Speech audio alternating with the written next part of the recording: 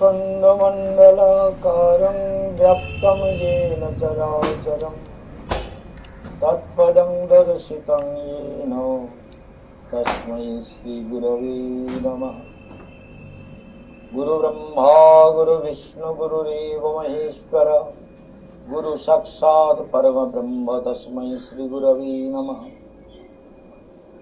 आयनलम्बित भुजौ कनकावदातौ संकीर्तनैकपितरौ कमलायताक्षौ विश्वम्भरौ द्विजवरौ युगधर्मपालौ वन्दे जगत्प्रियकरौ करुणावतारौ।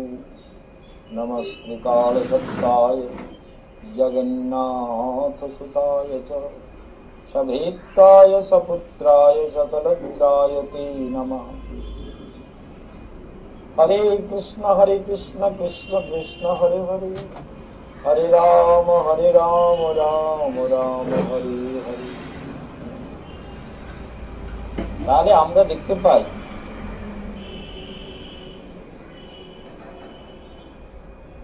শ্রীমদ্ ভাগবতের পঞ্চম স্কন্ধে গৃহস্থগণের জীবন যাপন সম্পর্কে অদ্ভুত কথা বলেছে। তো আজকের প্রোগ্রাম শুরু হচ্ছে, যে প্রোগ্রাম সেটা হচ্ছে 16ই মে প্রোগ্রাম। 16ই মে বৃহস্পতিবার, 16ই মে বৃহস্পতিবারের প্রোগ্রাম আপনারা শুনছেন। সেই জন্য মনে রাখবেন, শুরুতে পরমারাধ্য গুরুদেবের চরণ কমল বন্দনা করে সেই মহাপুরুষের আশীর্বাদ প্রার্থনা করি। সমস্ত ভক্তবৃন্দ, বিদ্বৎ সমাজ, বৈষ্ণব মন্ডলী, স্নেহময়ী, করুণাময়ী, বাৎসল্যময়ী মাতৃশক্তি সবাইকে জানাই আমার হার্দিক অভিবাদন। আজ এই বৃহস্পতিবারের প্রোগ্রামে আপনাদেরকে বিশেষ করে ঋষভদেবের চরিত সম্পর্কে বলতে গিয়ে বলি যে ঋষভদেব এই পূর্বের কথাও শুনেছেন, অর্থাৎ মহারাজ অঙ্গ তিনি তার পুত্রকে, কিংবা তার আগে মহারাজ অঙ্গের মহারাজ নাভির পিতা হচ্ছে অঙ্গ, এরা সব কিন্তু সংসার ত্যাগ করে চলে গেছে। কারণ এরা জানেন এই গৃহস্থ জীবনের শেষ পরিণতি একটাই মানব জীবনের, সেটা হচ্ছে ভগবত প্রাপ্তি। সেই জন্য শেষ জীবনে এই জঞ্জাল থেকে, গৃহ জঞ্জাল থেকে মুক্ত হয়ে সাধনায় মনোনিবেশ করতে হয়। দেখেছেন না, বলে দুজনের খুব ঝগড়া, তো ঘরের মধ্যে ঢুকিয়ে দিয়ে বাইরের থেকে চিটকিনি বন্ধ করে তালা দিয়ে বলে তোমরা বসো, আমি আসি। দুই বন্ধুতে খুব ঝগড়া হয়েছে, আবার চাটা দিয়ে বন্ধ করেছে, তারপর দুই বন্ধুতে একটু একটু করে দুজন দুই ভাব দেখাচ্ছে। কি ভুল করছি, তোর সঙ্গে আমার বসার ইচ্ছে নেই, বাইরে থেকে বন্ধ করে চলে গেল। আমি কি করবো, বন্ধ করে চলবে, তুই তাকে বল। আর দুজনে কথা বলা শুরু, তুই বল, তুই বলতে পারছিস না। আর দুজনে বলবো, অনেকক্ষণ কথা বলতে বলতে তারপর চাটা তো ঠান্ডা হয়ে গেল, খা। তুই খেতে পারছিস না, বলে আমি তো খাবো, তুই খা, তুইও খা। দুজনের মধ্যে আস্তে আস্তে কথা বলা শুরু হয়ে যাবে। তা আবার ঘর খুলে এসে বলছে, এই তো ভালোই তো ভাবতে বুঝতে পারছেন তো। এই জন্য ভালো করে নিজেদের মধ্যে কি ভাবটা জমিয়ে নিতে হয়। সংসারে ভগবানকে বাদ দিয়ে কিচ্ছু নেই, সব পক্কা। জন্ম মৃত্যু মরণমালায় ঘূর্ণিপাকে ঘুরতে থাকছেন, অদ্ভুত ব্যাপার না? কত বিচিত্র এই সংসার, অনন্ত বিচিত্রতা। যদি ভেতরে শান্তি প্রতিষ্ঠা না করতে হয়, ভালো করে শুনবেন, ভেতরে হৃদয়ে যদি শান্তির প্রতিষ্ঠা না হয়, সমত্বের প্রতিষ্ঠা না হয়, সমতা, চিত্তের সমভূমি, চিত্তের সমতা, চিত্তের প্রসন্নতা, তপস্যা করে ওটাই আপনাকে যেতে হবে, ওটাই আপনার সম্পত্তি। আর সব জগতে পড়ে থাকা মাল, ওগুলো মাল কোনোদিন আপনার হয় না, আমারও হয় না, পৃথিবীর কারো হয় না, সব মাল পড়ে থাকে। কিন্তু ভালো করে মনে রাখবেন। তাহলে কি করবেন বলে মহারাজ বলছেন, চিত্তের সমত্তম যোগ উচ্চতে। যোগের মূল কথা হচ্ছে সমতা। তাহলে ভেতরে যদি আনন্দ থাকে,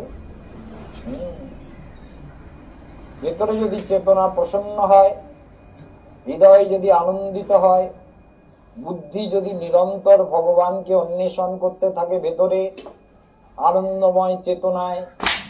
আমি এখন বলে চোখ বন্ধ করে আপনি কিছু দেখতে পান তো বলেন কি দেখছেন। আসলে আপনাদের বলবো, আপনারা হাসবেন। তখন কি যে দেখতে পাই, অদ্ভুত ব্যাপার।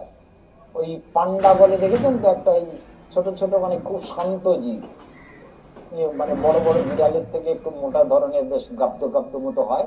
আর ওটা সাদা পান্ডা দেখতে পাচ্ছি, সে যেন একটা, আমি যারে চোখ বন্ধ করে কিছু আমি মানে একটা গাছ বেয়ে সোজা উপরে উঠে যাচ্ছে একটা সাদা পান্ডা, ওইটা কিন্তু আমি দেখতে পাচ্ছি।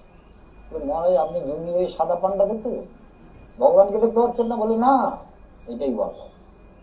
এই তো আপনি গড়বড় করে ফেললেন। বলে হ্যাঁ, এইটাই তো গড়বড়। মানে সাদা পান্ডা ওইটা গাছে উঠছে, তার মানে কি ওটা ইন্ডিকেট করছে যে সাদা মানে সত্যগুণ, সাত্বিক আলো, একটা জ্যোতির্ময় পান্ডা গাছ বেয়ে উপরে উঠে যাচ্ছে, তার মানে সাধনা করতে হয়, সত্যগুণকে আশ্রয় করে সাধনা করে।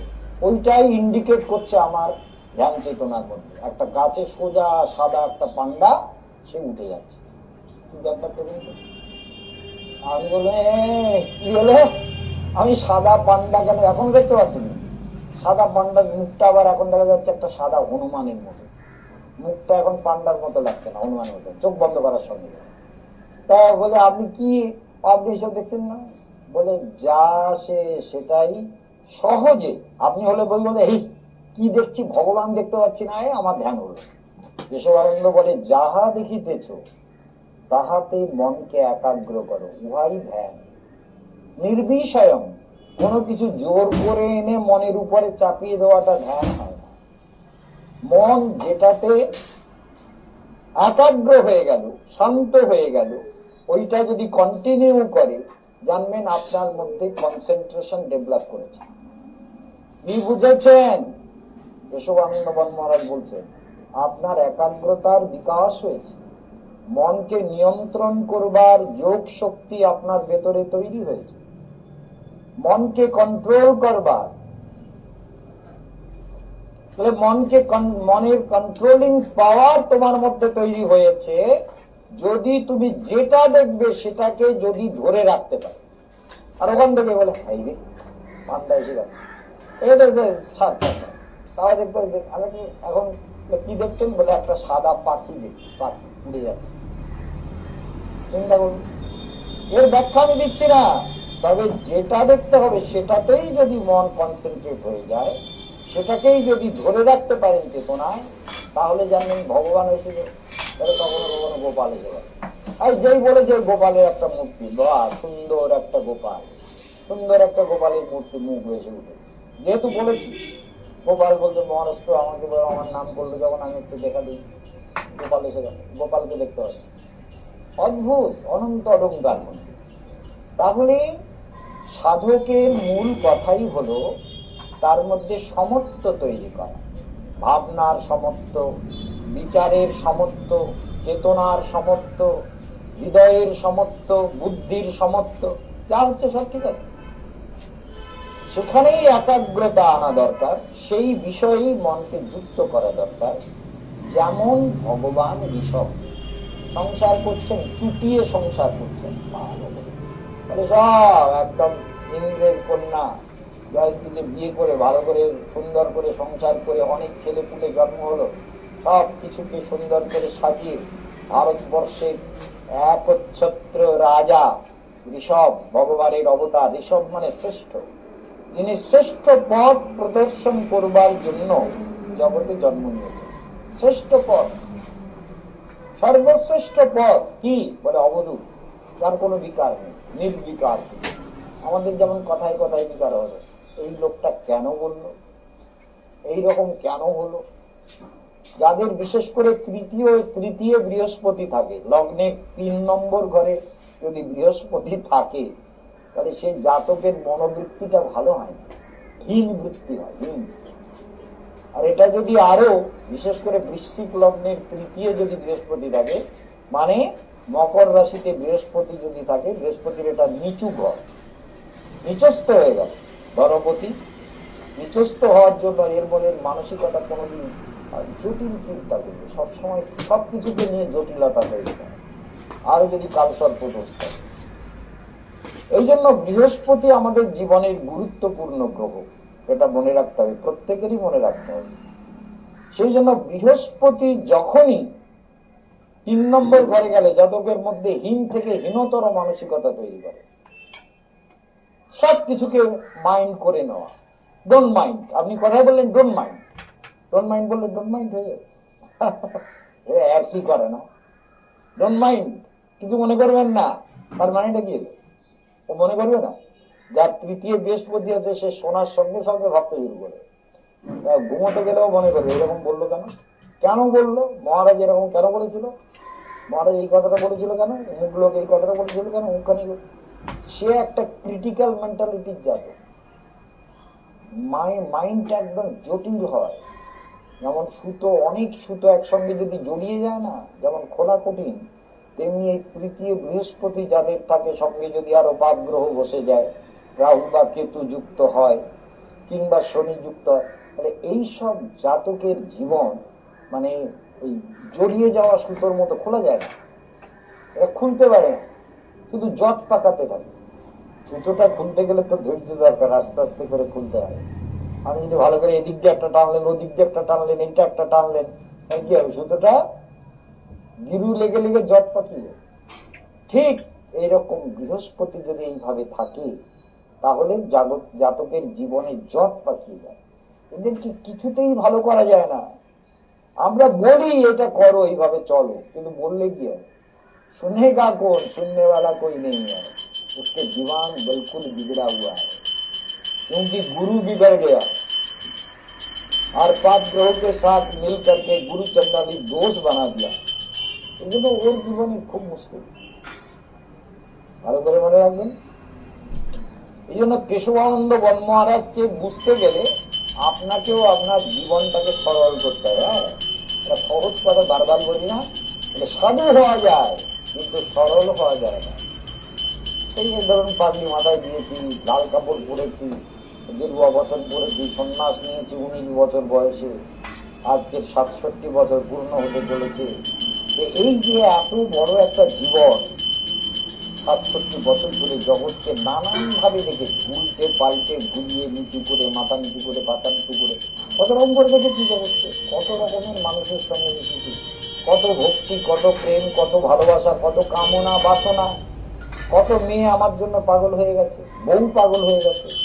সত্যি বলো না, বাড়ি বলছি না, কিন্তু বাড়ি আমি বলি না, পাগল হয়ে গেছে, শুধু আনন্দ নাম করতে করতে পাগল হয়ে গেছে। সারা জীবন এইসব দুনিয়ার অসংখ্য ঘটনা দেখেছি, দেখে কি বুঝেছি ভালো করে মনে রাখবেন। সেই জন্য সমতা তৈরি করার সব থেকে বড় সাধনা জীবনে একান্ত রূপে দরকার। এ যদি না তৈরি হয় তাহলে জীবন এরকম ভাবে চলতেই থাকবে অনন্ত কাল। সেই জন্য আপনি কি মনে করেন, আপনি সুখী হতে চাইলে সুখী হওয়া যায়? এত সহজ। ভেতরে আত্মচেতনার জাগরণ না হলে কামনা বাসনার অন্ধকার যাবে না, যাবেই না। কাম কুজ্জটিকা, কুজ্জটিকা আমরা ছোটবেলায় যখন 1-এ পড়তাম তখন আমাদের এইসব বানান ধরতো, এই কুজ্জটিকা বল, বানান কর, প্রতিদ্বন্দ্বী বানান কর। এসব প্রতিদ্বন্দ্বী বানান তো আপনারাও জানেন না, বেশিরভাগ লোক জানেন না। প্রতিদ্বন্দ্বী বানান করতে পারেন ঠিক মতো? বিদ্যাসাগর যে বানান শিখিয়েছেন। এই জন্য কত রকমের ব্যাপার আছে জগতে, সব কথা বললে আপনি সারা জীবন ধরে নানান রকম ঘটনার সঙ্গে রাখিত। আর যেহেতু ভগবান প্রখর স্মৃতিশক্তি দিয়েছে, সব কথা মনে পড়ে, সব কথা মাথার মধ্যে করে, সংসার চক্রে সব কথা আমার মাথার মধ্যে ঘুরতে পারে। এর নাম কেশবানন্দ। এই জন্য শান্তি কোথায় পাবেন বলে ভেতরে, বাইরে খুঁজে শান্তি পাওয়া যাবে। একটা করবেন আর একটা অশান্তি হবে, একরকম চাইবেন প্রকৃতি আর একরকম দেবে, ফসল একরকম পাবেন না। নানান জটিলতা সংসার পরিক্রমার পরে অনেক সমস্যা। সেই জন্য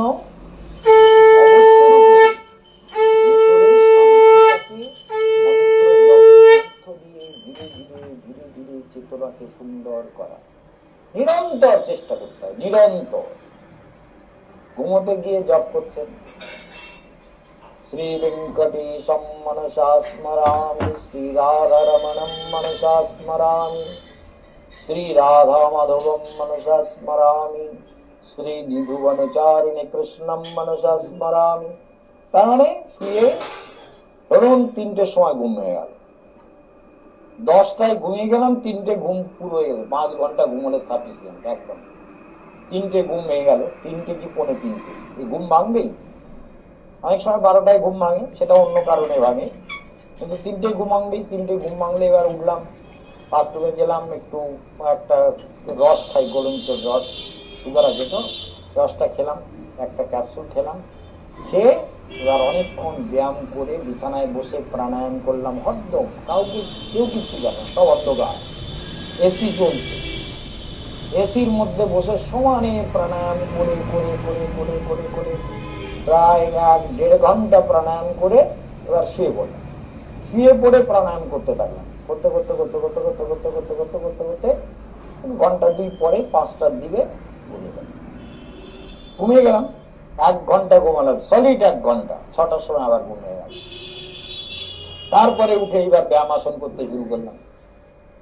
সহজ জীবন, হ্যাঁ, এত রাত্রে উঠে কি করছে আর কাউকে জানেন না তো। তারা তো বলবে আমার যদি কোনোদিন একটু কিছু হাত থেকে পড়ে যায়, হ্যাঁ আপনি রাত্রে উঠে আওয়াজ করছেন, আমাদের ঘুম হয়ে যাচ্ছে, আর যা কপড়া ধরে কাউকে জানাই না, শব্দও করি না, দরকারও নেই, নিজের কাজ নিজে করো, দুনিয়াকে জানিয়ে লাভ নেই। আপনাদের বলছি কেন, বলে মগজে ঢোকাবার জন্য। একটু ভালো করে বলুন না, বুদ্ধিতে ঢোকাবার জন্য বলুন, মগজে বলছেন তো। না, মগজ ধোলাই করে ফেলেছে তো সারা দুনিয়া, তোমার মগজটাকে গড়বড় করে দিল। যেমন এই পার্টিগুলো এক এক রকম মগজ ধোলাই করে, সব শয়তানের বাচ্চা। কিছুতে ধর্মের কথা, সত্যের কথা, মঙ্গলের কথা না নিজে বুঝে তো তোমাকে কি বলবে। সেদিন ব্যাখ্যা করছিলাম না, শ্রেষ্ঠ যাহা আচরণ করে সাধারণ লোক তার অনুসরণ করে। শ্রেষ্ঠ গুলো পাপাচরণ করছে, পাপকে প্রশ্রয় দিচ্ছে, পাপকে ভালো করে প্রোটেকশন দিচ্ছে, তাহলে সাধারণ লোক যারা তারা বলবে এই তো উনি এত বড় লোক এই করতেছেন, তা আমি কেন করবো না। আরে করে যান, কোনো ব্যাপার নেই, সংসারে করুন, তবে পরিণাম কিন্তু এক সময় না এক সময় ভোগ করতেই হবে। কর্মের ফল ভোগ করতেই হবে, অবশ্যমেব ভোক্তব্যং কৃতম কর্ম শুভাশুভ। শুভ অশুভ যা কর্ম করবেন তার ফল আপনাকে এই জগতে ভোগ করতেই হবে। কে বলছে? বলে গেছে কেশবানন্দ, আমার নামটা ঘুরে দেবে, বলে ভোগ করতেই হবে, যা করছে না ওর পরিণাম। পরিণাম যদি ভগবানও না দেয়, কেশবানন্দ দেবে, সুরে ফোটাবে, হ্যাঁ সুরে ফোটাবে, এমন সুরে ফোটাবে সেগুলো বুঝতে। এই যে লেকচার গুলো একটা সুর, যদি কানে ঢোকে তোমাকে ভেতরে যন্ত্রণা দেবে। বলে এগুলো তো সত্য কথা, শাস্ত্রের কথা, ঋষিদের কথা, মহাপুরুষদের কথা। সত্যিই তো যা অন্যায় করছে এর পরিণাম তো আমাকে ভোগ করতে হবে, এও এক সুর। আর ভগবান যদি শাস্তি না দেয়, আমি শাস্তি মনে রেখো। সেই জন্য মনে রাখো যে জগতে যা করবে তার পরিণাম পরিণতি তোমাকেই ভোগ করতে হবে, তাই না? কি সুন্দর ছেলে, আহা লক্ষ্মী সোনা ছেলে, যা করছে মনে করছে বলে আমি তো এই তো কোটি কোটি টাকা চুরি করে কেল্লা ফটো করে দিয়েছি। 500 কোটি টাকা বেরোচ্ছে, 50 কোটি টাকা, 200 কোটি টাকা, 150 কোটি টাকা, বাবা 300 কোটি টাকা, এত 600 হাজার হাজার কোটি টাকা কোথা থেকে দিল? আমরা তো সারা জীবন কাজ করেছি, কামাই করেছি, আর আমি চ্যালেঞ্জ করে বলতে পারি যে আমার সমান পরিশ্রম করে কামাই করার লোক তোমাদের মতো ছাগলগুলো আদৌ তা করে। আমি তো পরিশ্রম করে কামাই করি, সারা জীবন পরিশ্রম করে কামাই করি। তো আমি তো 600 কোটি টাকার মালিক হইনি, 10 কোটি টাকা 20 কোটি টাকার মালিক হইনি। তো তুমি হও কি করে? চুরি করে কেল্লা ফতে করে যা করেছো তার হিসেব তোমাকে দিতে হবে, মনে রাখতে হবে। এই হিসেব জগৎ কাউকে ছাড়ে না, প্রকৃতি কাউকে ছাড়ে না। আর কেশবানন্দও ছাড়ে না, আর ভগবানও ছাড়ে না। ছাড় নেই, বুঝতে পেরেছ? ভালো করে মনে রাখো, যা করবে তার পরিণাম ভোগ করতে হবে। মাধব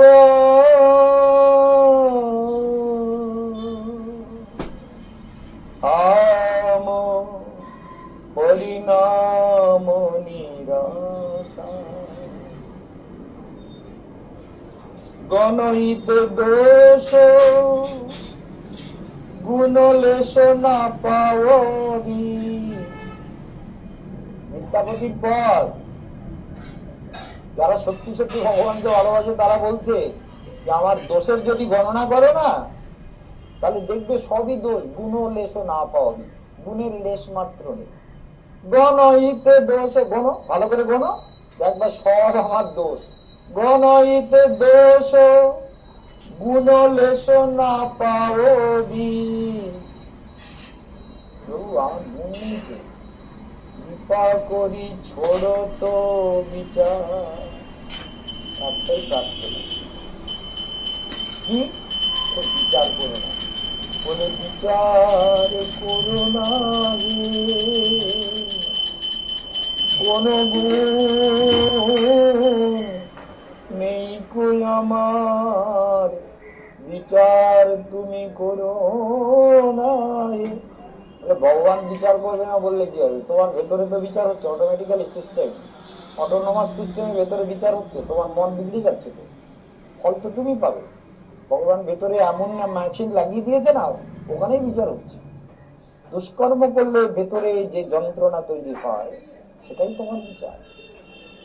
গণহিত দোষ গুণ লেশ না পাওবি, जब तू करबी विचार। तू जगन्नाथ जगते कहायसी। জগতের লোক তোমাকে জগন্নাথ কেন বলে? কেন বলে এটা, কেন সেইটা বল। তু জগন্নাথ, জগতের সবাই তোমাকে জগন্নাথ বলে, তুমি তো জগতের নাথ। নাথ মানে কি? মালিক। তো তুমি তো আমাদের সবার পিতা, পতি, সখা, বন্ধু, আপন, সব তুমি। তাহলে তুমি যখন জগতের নাথ, তুমি জগন্নাথ, তুহু, তুমি না তুহু, রাঢ়ী ভাষায় লেখা। তুহু জগন্নাথ জগতে কহায়সি, জগ বাহির নহ মুই ছাড়। বলি আমি কি তোমার জগৎ ছাড়া? হে জগন্নাথ জগৎ পিতা, আমি কি তোমার জগৎ ছাড়া? আমি তোমার জগৎ ছাড়া। চিন্তা করুন, যে ভগবানকে ভালোবেসেছে সে বলছে যে আমি তোমার জগৎ ছাড়া নেই, সেই জন্য তোমাকে আমাকে কৃপা করতেই হবে। বিশ্বাসটা তার মধ্যে তৈরি হবে। আমি তোমার জগৎ ছাড়া নই, আর তোমাকে আমি ছাড়বো। ভালো করে মনে রাখো, আমি তোমাকে ছোড়ে গানি। কেন বলে? বা তুমি পিতা, তুমি পতি, তুমি সখা, তুমি বন্ধু, তুমি মাতা। পরে বলেন না আপনারা, শুনেছেন না? ত্বমেব মাতা চ পিতা ত্বমেব, ত্বমেব বন্ধুশ্চ সখা ত্বমেব, ত্বমেব বিদ্যা দ্রবিণম ত্বমেব, ত্বমেব সর্বম মম দেব দেব। তাহলে তুমি কে?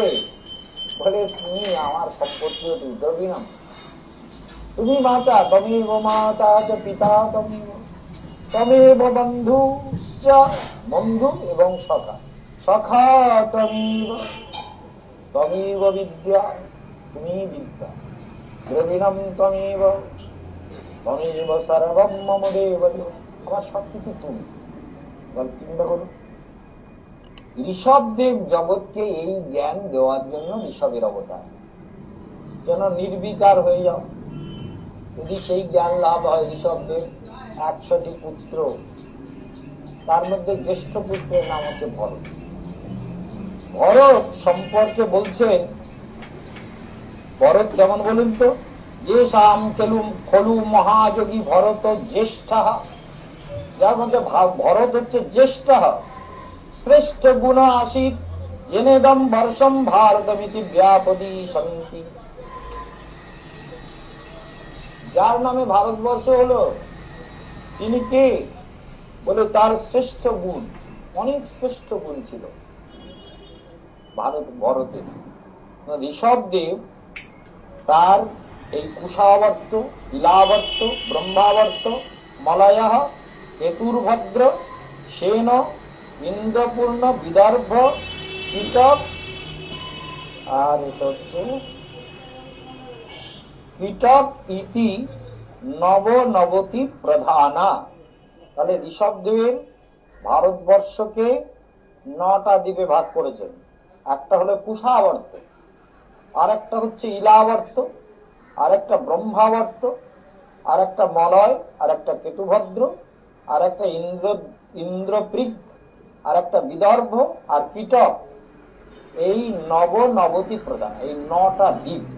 তাহলে এই 9টা দ্বীপের মধ্যে যারা জন্মগ্রহণ করেছিলেন নব যোগেন্দ্র রূপে, কবি, কবি, অন্তরিক্ষ, প্রবুদ্ধ, পিপ্পলায়ন, আবির্হত্র, দ্রুমিল, চমস, করভাগ, এরা নব যোগেন্দ্র নামে খ্যাত।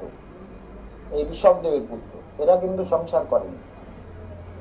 মনে রাখবেন, ঋষভদেবের 100 পুত্র সব সংসার করেননি। ভরতকে সবাইকে ডেকে ঋষভদেব অদ্ভুত উপদেশ দিয়েছেন। সেই উপদেশগুলো আমাদের জানা একান্ত রূপে দরকার। পুত্রদেরকে সব ডেকে বলছে, শোনো, তোমাদের আমি কিছু বলতে চাই। ঋষভদেব ভগবানের একটা নির্বিকার, সবসময় নির্বিকার, ভেতরে কোনো ক্ষোভ নেই, চাওয়া নেই। বলে জগৎ ছেড়ে আমাকে তো আর এই সংসারে থাকা যাবে না, আর সংসার ছেড়ে তপস্যা করতেই হবে, বাদগ্রস্ত অবলম্বন করতে হবে, সাধনা করতেই হবে।